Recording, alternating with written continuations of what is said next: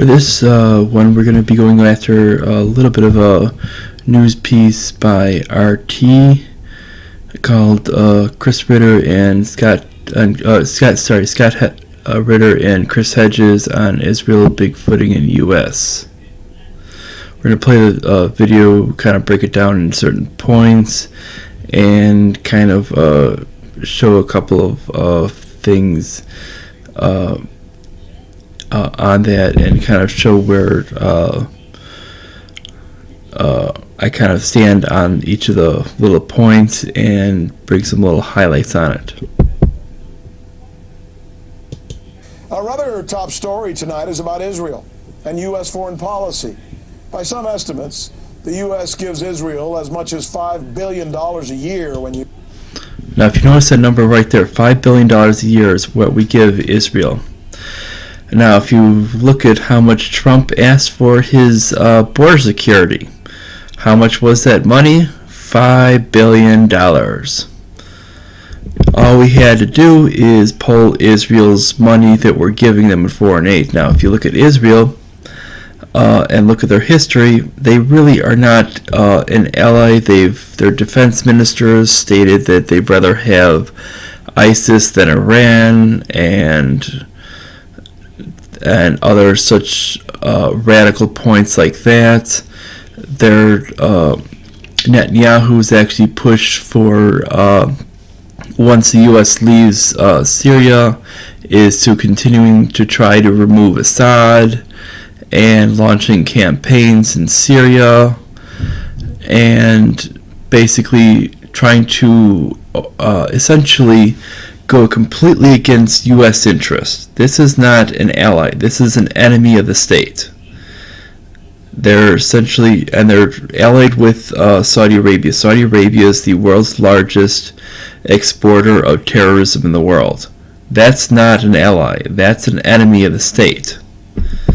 If you're allied with the world's largest exporter of terrorism, that's not someone who you should be allied with. That's someone who you should essentially ignore and try to eliminate as trying to be friends with. You should not give them 1 cent. You should be viewing them as an actual threat and be very, very limited in any type of dealings. Definitely not even trading with them. But you should keep the conversation open with them diplomatically only. Combine both military and economic assistance. If you divide that by the 8 million or so Israeli citizens, that means that the American taxpayers are handing each Israeli citizen a check for about $625 a year. Yeah, see that right there?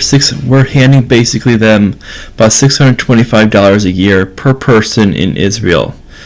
Is basically what we're handing over, and that's really kind of insane, because if you look at the actual money spent, we really shouldn't be spending that kind of money, because it's basically wasted money. If you look at now, if we look at actually the debt side of it, we're adding $5 billion of debt spending to basically support a country that's essentially trying to undermine our foreign policy goals of pulling out of Syria. This is a leader that was one of the people that dragged us into the Iraq War by putting up, number one, false intelligence. Number two, he wanted essentially to recarve the Middle East because he has become friends with the Saudis, as I said, the greatest exporter of terrorism, because he has this whole big hatred of Iran, which is completely irrational, and it's been irrational since the start. Now let's continue. Now, because some of that money is used by the IDF, the Israeli Defense Forces, in Israel's ongoing battle with the Palestinians, some of whom are also Israeli citizens, and it may not be fair to suggest that all citizens are benefiting from the U.S. contributions. Regardless, we preface our coverage today with this issue because rarely do Americans get to assess just how much of their tax contributions go to countries like Saudi Arabia and Israel and Egypt. And of course, the U.S. media rarely breaks down just how we as a country are really spending our money. 60% of the money that we give or that our government takes from us goes toward defense. And most of that is often divvied up nowadays between defense contractors. Tonight, we talked to two American patriots who are concerned about the American foreign policy and where it's leading us. You're going to hear from both Scott Ritter and Chris Hedges, who are generally ignored by the corporate media, but not by us. We think you should hear what they have to say. This is The News with Rick Sanchez, where we do believe. It's time to do news again. One person who believes that our relationship with Israel is actually counterproductive to our foreign policy is former UN weapons inspector, patriot, Marine, and U.S. foreign policy critic, Scott Ritter. He hit a nerve recently, and he got a huge reaction for his comments on YouTube. We allow ourselves to be demonized and controlled through fear and ignorance. We allow other nations to intervene and impose their political ambitions, their regional ambitions on the American people, disguised as American policy. First and foremost is the state of Israel and what's happening in the Middle East today. A lot of it is driven out of Tel Aviv by Israeli politicians who use a very powerful lobby here in the United States to get the policies they want from the United States. I don't think the American people understand, what's happening behind the partition. The Wizard of Oz is far different than what we think it is. It's the levers are being pushed by powers that aren't necessarily reflective of what the American people thought when they voted for people and who they thought they were putting in office.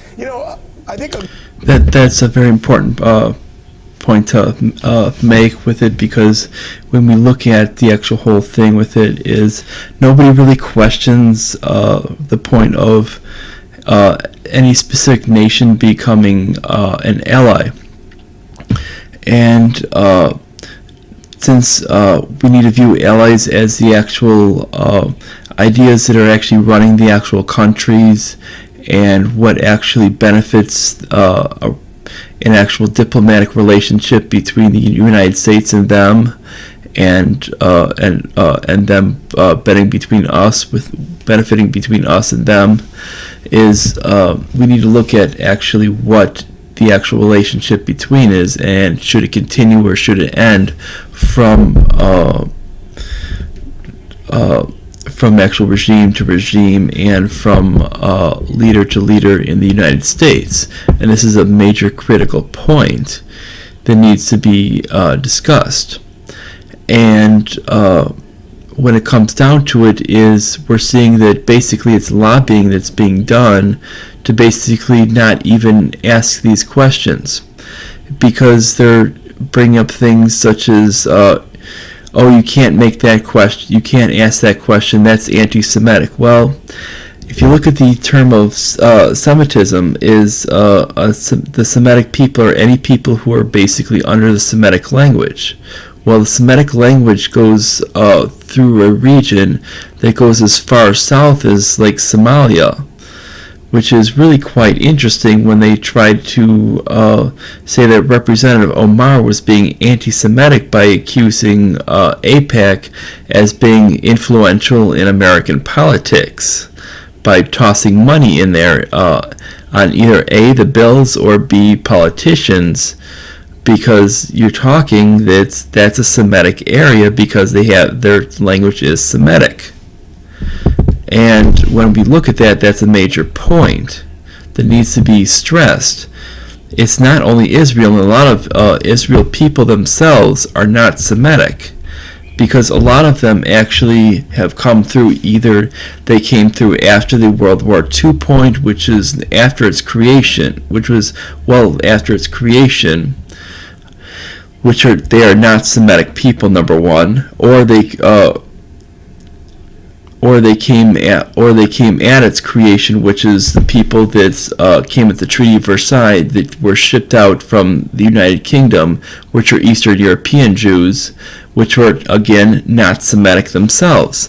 The only people who were Semitic were people that were actually there previous to the creation of Israel itself.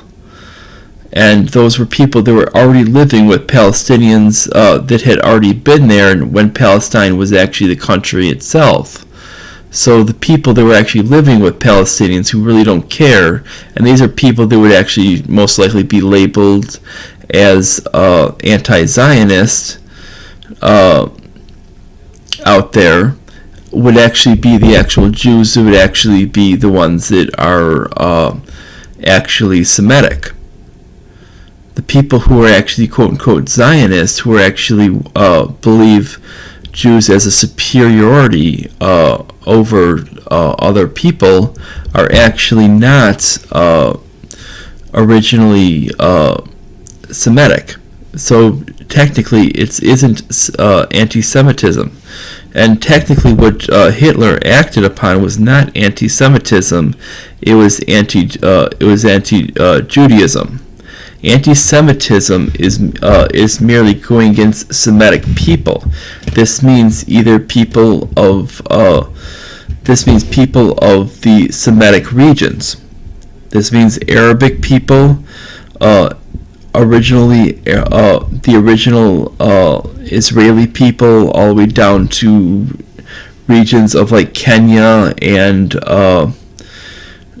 even Somalia, and all the way down there. And so when you start to travel this region, those are the southern Semitics.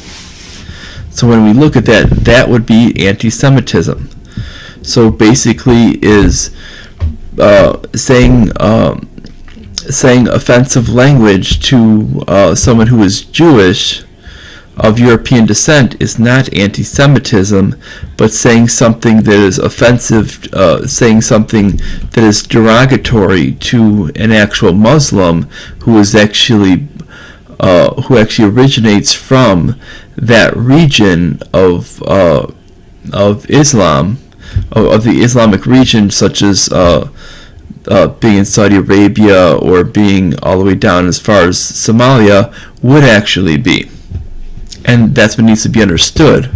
But when we get back to the thing of policy, is you can't allow a nation to change policy based on this. And the only point of policy should be is what is best interest of the nation. This is what is called sovereignty. You're not a sovereign nation if you're not acting upon your own interests. And you shouldn't just be divvying out money. There should be $0 divvied out to any other nation. It's really simple as that. $0 public aid, $0 foreign aid, and it's really simple. Because when you do this, you're going to realize that you're going to run as your own country, and every country is going to be running on their own. And if a country wants their own money with it, they can get it through charity. Really simple, that's it. Not charity through stealing from the government. Charity on their own, because we're already spending a lot of money, and that $5 billion amount with it is actually only a fraction of what we're giving. They're doing a lot more when we start looking into these individual bills, and you'll actually find a lot more money that gets sucked out than that $5 billion. That $5 billion is actually an understatement of what needs to be understood. Is when you start looking into, you'll find a lot of hidden money in these bills. A really good example of what you just described is Hezbollah. Hezbollah is obviously no friend to Israel, but they're not necessarily, as far as I can tell, an enemy of the United States. And yet, many of the decisions that we're making in terms of foreign policy is almost as if Hezbollah attacked us last week or something. It seems odd to me. Well, first of all, it would be easier if we just stopped using the term Hezbollah, even though that's an accurate term. It reflects the party of God that exists in Lebanon. But we spoke of southern Lebanese Shia, because that's what we're talking about. We're talking about people who live in southern Lebanon who were invaded and occupied by the state of Israel. People who decided to resist the Israeli occupation, and people who united under common cause to expel the Israelis from southern Lebanon. This is Hezbollah, but it's also, southern Shia. It's a legitimate organization. Yeah, right there. That's what something needs to be understood. Is that's really what Hezbollah is. Hezbollah is not really a terrorist organization. What they really are is they're essentially just against nothing more than being invaded. That's why it shows in their charter that they're actually nothing more than a group that's against basically being they're against imperialism, and what they define imperialism with it is basically nothing more than having their country invaded, and they all they want is voluntary trade, and they're a Shia group. Basically, what Israel did is they attacked a Shia group without any just cause, and that's all they really are. And these basically they will not. And if you look at their actions, they don't attack without being attacked first. And that's historically, if you look at the actual actions of Hezbollah, that's why if you look at them compared to these radical Sunni groups, you'll find when you look at terrorism, you'll find well over in the upper 90s for percentage of terrorism is you're finding Sunni based terrorism. That's why when we find that when the Israel defense minister says they would rather have ISIS than Iran, that shows that Israel does not align with any type of ideology that promotes peace. And that should be a very, very big key in this. Whose roots are derived from legitimate grievances against a nation who invaded and occupied its territory. You know, on the surface, this is sort of the kind of organization that the United States should aspire to be allied with, to support. People who say, no, we will determine how we live on the land that we occupy and we've occupied for generations, not let an outside power dictate. But we've allowed the Israelis to twist the Hezbollah narrative to the point that they're now described as a terrorist organization that is vehemently anti-American, when that is not the case. Hezbollah just wants to live in peace with its neighbors. I don't know what would happen if Israel withdrew from the Shebaa Farms, which Hezbollah claims is the last piece of occupied Lebanese territory. But what I do know that is so long as Israel continues to occupy territory that Lebanon claims it belongs to it, Hezbollah will resist. Hezbollah has a vested interest in seeing the government in Damascus of Bashar al-Assad remain in power and not be overthrown by radical Sunni fundamentalists. So Hezbollah provides support to this government. As you see right there with it, Hezbollah seems to be more of what they're doing is all they're looking for is actually peace and tranquility through the ideas of actually sovereignty. They're only acting as a force of sovereignty and peace, whereas Israel is acting as essentially a force of essentially chaos. It's essentially working as a side bully with these terrorist groups, which are being funded by Saudi Arabia and some of the other Sunni nations. And essentially what the U.S. is doing is the U.S. is buying into their garbage. What is happening, and the U.S. is funding all of this hogwash and buying into their whole journalistic nonsense that's coming out of it. And what we see with it, if you look at the actual cases of each thing, you need to look at each individual case, and you see that they're not acting violently. They're merely essentially just protecting the actual sovereignty of these leaders, and essentially just want to essentially expel foreign nations from land that's not theirs. And that's all they've done. Even in the case of the Yemeni civil war, that's all that they've acted on. They're essentially expelling the terrorist groups, the Al-Qaeda, the Arabian Peninsula, and they're looking at expelling them from Yemen because of all the horrors that the so-called American-backed rebels, which are actually American-backed rebel forces and which are Sunni forces, which are actually the Al Qaeda, the Arabian Peninsula, and Al Nusra, and some of these other groups like that, which are just terrorist organizations funded by UAE and Saudi Arabia. And that's what they're essentially trying to repel and trying to help out these Shia groups in Lebanon and Yemen, or actually Yemen in that case, to actually live peacefully. And all they're doing is acting as a force for peace and tranquility within these areas by essentially trying to repel any type of invaders and essentially trying to create some type of stability. And that should essentially create them as an ally, not an enemy. And if we stop listening to the changed narrative of Israel, we would realize that they're essentially an ally of that Hezbollah is an ally of the U.S. because they're trying to create stability within the region, not trying to gut the region as is. Because the region was already messed up, as we saw with the cases of the Treaty of Versailles, and we don't need any more than it already was. So they're trying to create some type of stability instead of letting Israel and the Sunnis mess it up even worse than it already is. This is a legitimate act of one neighbor helping another neighbor. Remember, Hezbollah is acting at the invitation of the Syrian government. They're opposing outside proxies. Mind you, that's another point as well, is they're acting under invitation. They were actually invited. Unlike the case of the United States, these Sunni groups and Israel, those were not under invitation. Those were essentially illegal invaders. And if you look at every one of those cases, they had no actual legal authority to enter Syria, because all they were doing was essentially just illegally entering.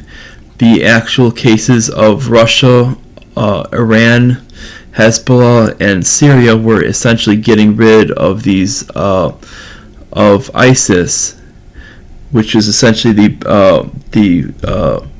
proxy armies, the ground armies for Israel and the different Sunni countries and the United States. And they're getting rid of these people for the sole reason of them being terrorist groups. And that's all they were doing, essentially. And then what Israel does, Israel says, oh, they're a terrorist group. Well, they're not a terrorist group. They're getting rid of the terrorist groups. That are supported by the United States, who is in Syria without the invitation of the Syrian government. So, the American people, if they would just dig deep, ask questions, be intellectually curious about the reality of what's going on, might not necessarily fall victim to the gross oversimplification that takes place when we, for instance, call Hezbollah a terrorist organization whose goals and objectives are, against the national security interests of the United States of America. Scott Ritter paying the heavy price often for what he says, and he paid the heavy price, by the way, for being 100% absolutely right about Iraq. Think about that. He paid a heavy price for being absolutely right about Iraq. He was ridiculed after by right-wing radio and Fox News. He was essentially discarded as well by the establishment media. Too controversial, they determined, even to have him on to this day. He was not alone. Chris Hedges is also one of the finest journalists of our time, maybe the best or most complete at investigating it.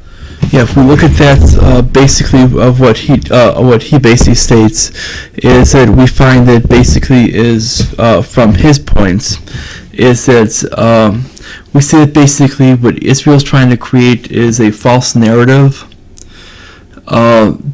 Because they know that there's a lot of money to take out of the U.S. Even at that $5 billion amount, what they're reporting, that's only in a lot of these blunt things that directly state on it. What needs to be understood is there's a lot of these bills that come out that there's a little bit of money here, a little bit of money there that ends up totaling up a lot more money. And there's bills that really have nothing to do with Israel or anything like that needs to be looked at, that when you start looking into it, you're going to find there's a lot more things into it.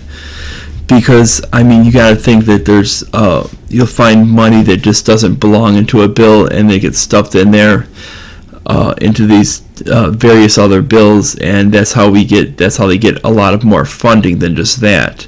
So it's not just $5 billion; it's much greater than that, because they're one of the highest. They're getting a lot more than that, because you got to understand we're also paying for their wall, which is $500 million a year alone. We're paying money for their foreign what they call humanitarian aid for their citizens, and it starts working up to a lot of money. We're giving them a lot of weaponry, and we're paying for it. We're paying for their missile defense system, and it adds up. And we're footing the bill pretty much for their whole military, same as we are for Saudi Arabia, and it ends up adding to a lot of money. And that's the whole point. Is when these things happen, it's not just that one thing, it's a lot of others, and we need to understand that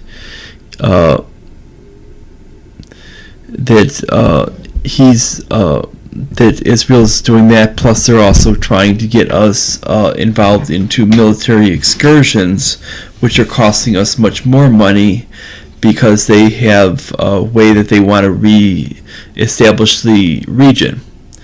And this is what we saw with the Iraq War, how Netanyahu came out. Netanyahu does his yearly, Iran's on the verge of a nuclear weapon. He's been doing these tours since the late 80s. And he does this thing of, he does all these things of saying Iran, now he does these things of Iran's violating the nuclear agreement, and he does all this other garbage. So this is what needs to be understood. And where we need to see is that he's basically trying to convince everyone, and this is a bunch of garbage. And that's what's coming out of Netanyahu's mouth. And it needs to be understood that we can't just tolerate this hogwash. And he tries to say that Hezbollah is trying to blow up the whole Middle East. He tries to bring the whole thing of Hamas. Well, Hamas is actually created by the Mossad. I hate to tell people this, but they're created by the Mossad to essentially put bad PR on the Palestinians. That's been declassified. It's common knowledge. And anyone who doesn't know it is really kind of living with their head in the sand. And this is why we need to judge each couple of years. We need every time there's a new election in either the U.S. or the other countries, we need to start judging.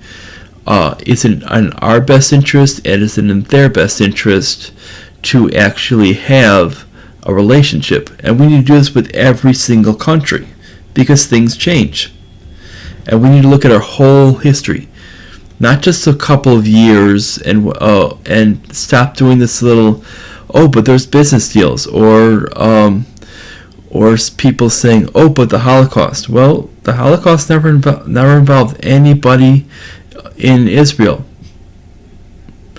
Israel, basically, when it came down to it, Israel was founded well before the Holocaust. That was actually founded by the United Kingdom, and the United Kingdom wanted a way to get rid of the Jews in the United Kingdom. They were coming over from Eastern Europe that had come over during the late 1800s. And after World War I, they wanted a way to ship them off. That's how Israel was founded. And it was basically for a hatred of Jews in the United Kingdom that actually founded them. And it was after basically the United Kingdom basically got paranoid of relations between the Austro-Hungarian Empire and the Germans, that they actually wanted to go to war. And then after they end up winning the war with U.S. and France involvement, they decided that they'd do that, they'd put sanctions on Germany and have France occupy them, carve up the Middle East, ship out the Jews out to a barren, out to basically the middle of nowhere in the middle of the desert. Call the place Israel, and ship out the people who are currently there, ship them out into useless land that was basically barren, and they'd have no problem, and they basically, them and France would take control of ownership to ensure that Russia had no dealings with anybody in the region, and that was the whole story, and that's why we got to where we are today. And the only stuff left over was basically, there was a little bit of land left over for the Persian Empire, and then for the caliphate that was still going on. That was what was left over, and that's pretty much it. And that's why we see it the way we see it now. And that's what needs to be understood is. So when people try to blame the Holocaust was just, there were a few people that went down there, not many, and they went well after its inception. And as one of the places to go, a lot of them came to the U.S. Some of them came out. Some of them stayed out in Europe, and then some of them went to South America. Some of them went out to Asia. Like East Asia, and then so it split up. So there was not this Jewish state thing. That stuff is a bunch of garbage. That garbage came out when they declared their independence in the late '60s. So when they established that stuff was a bunch of garbage, and that's what needs to be understood. So this idea of this Jewish state and Jewish supremacy really just that stuff started in the late '60s and the '70s, and that's where all that hogwash started from. And there really was no link between Jews and the U.S. At all until we basically wanted to intervene to separate the Jews and the United Kingdom, and that was it. And there was even some sketchy stuff with that, and which there's even some sketchy points with that, but we're talking that there was no real reason for us beyond that to even have any relations with them. They have done nothing for us as an actual country. They've just looted us, and that's what we need to talk from the beginning.